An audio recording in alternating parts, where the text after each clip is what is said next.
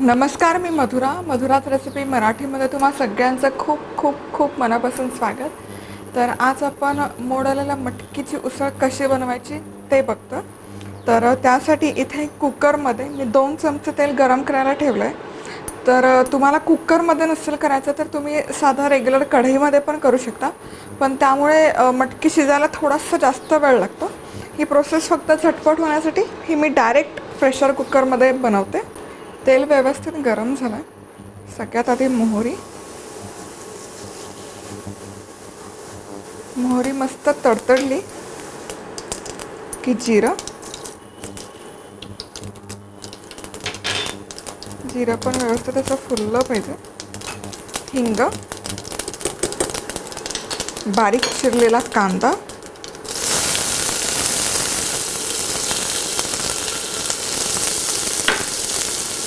कढीपत्ता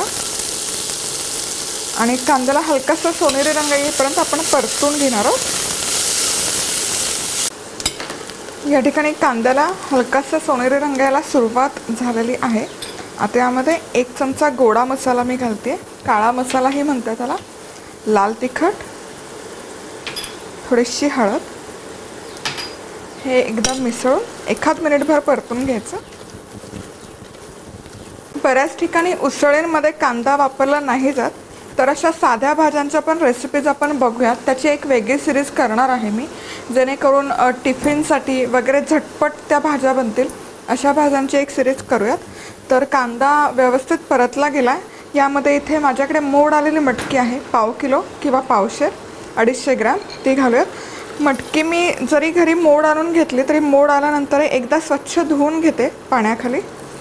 यामध्येच मीठ चवीपुरतं, त्यानंतर गूळ अर्धा चमचा आणि ओलं वाटलेलं खोबरं.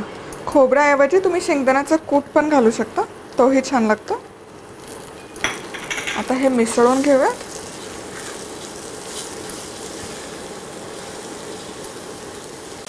कांद्याबरोबरच तुम्ही यामध्ये टोमॅटो हे घालू शकता, पण मी शक्यतो उसळीमध्ये नाही घालत टोमॅटो. माझ्या मुलीला प्रचंड आवडते मटकीची भाजी आणि त्यातल्या त्यात झणझणीत थोडी कर असं तिचा हट्ट असतो. आता यामध्ये अगदी थोडंसं पाणी घालायचं, अगदी थोडं म्हणजे अर्धा कपलाही कमी. हे मिसळून घेऊयात आपण.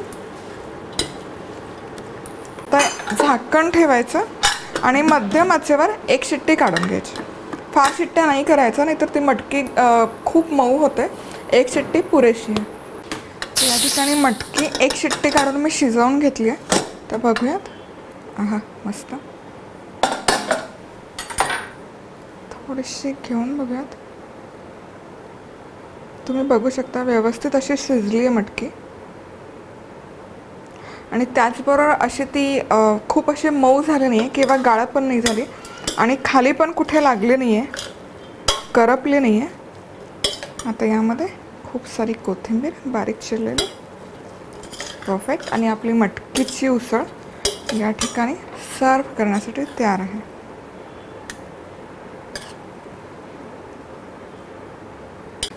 आमच्या घरात ही मटकीची उसळ आम्हा मायालेकींची म्हणजे माझी आणि मनस्वीची खूप फेवरेट आहे.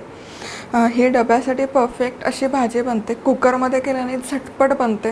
म्हणजे तुम्हाला सारखं ते झाकण काढून शिजली की नाही चेक करा, मग त्यात चुकून कधी जास्त पाणी पडलं जातं, त्या सगळ्या गोष्टी टाळता येतात.